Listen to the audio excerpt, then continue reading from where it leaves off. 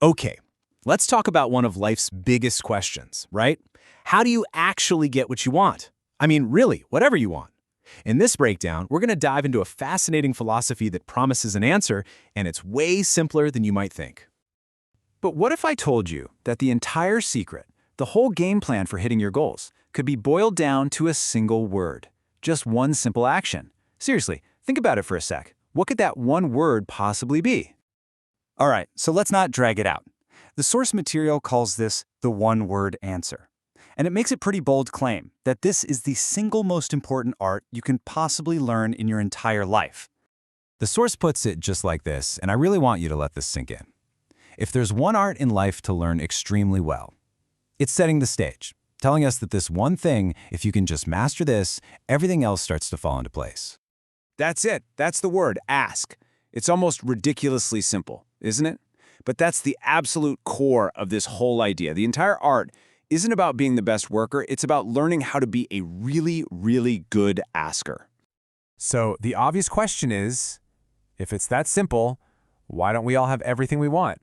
And that brings us to this brilliant metaphor from the source, the ocean and the teaspoon.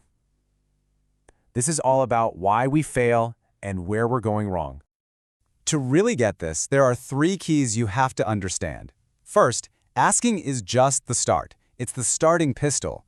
Second, and this is the big one, the real mindset shift, receiving is not the problem. We think it is, but it's not. And third, the good stuff isn't in short supply. Receiving is totally abundant, like a massive ocean. You know what's so interesting about that first point is that asking just kicks off a process. It's like pushing a button on a giant machine. You don't need to know how every single gear turns. Some of us get totally stuck trying to study the roots, overanalyzing everything. But the people who are winning, they're out there just picking the fruit. They just ask. They start the process.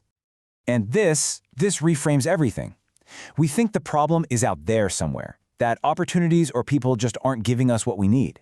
But the source argues that receiving is automatic. It's always on. So the real problem, the actual bottleneck, is our own failure to ask in the first place. The blockage is on our end. This quote from the source, man, it just nails it.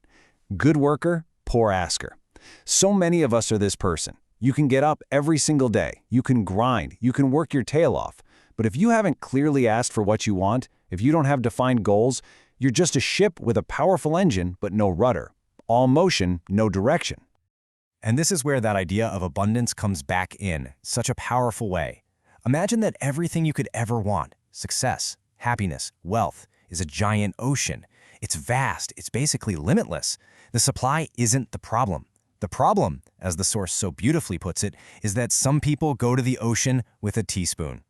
We're the ones limiting what we can get because of how small we ask. Okay, so we know we need to ask and we need to ditch the teaspoon, but how do we ask? Well, there's a 2-part formula for this, and the first part is all about asking with intelligence.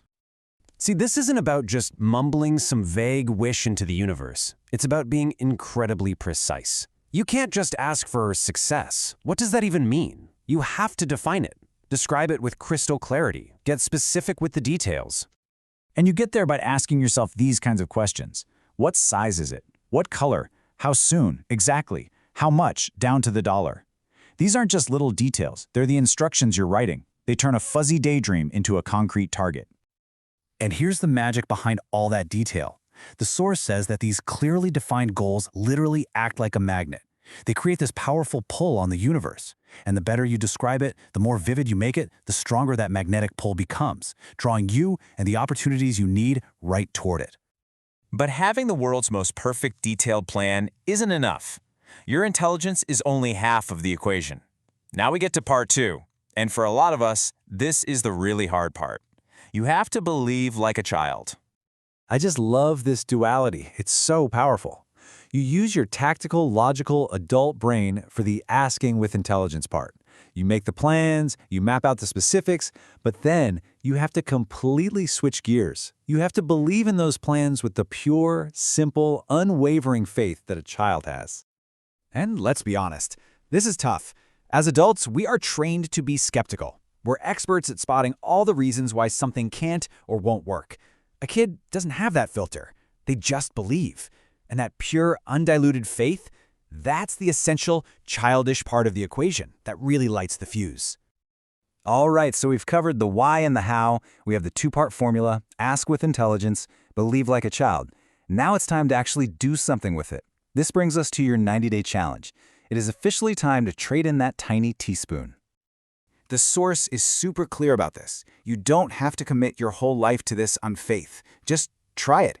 Give this philosophy a real, honest-to-goodness test drive for just 90 days. That's it. See what happens. If it doesn't work, you can always go back to the old way. What have you got to lose? So it all comes down to this one last crucial question. The one that actually starts this whole process for you right now. If you're going to take this 90-day challenge seriously, what's the very first thing you're going to ask for? With intelligence and with faith.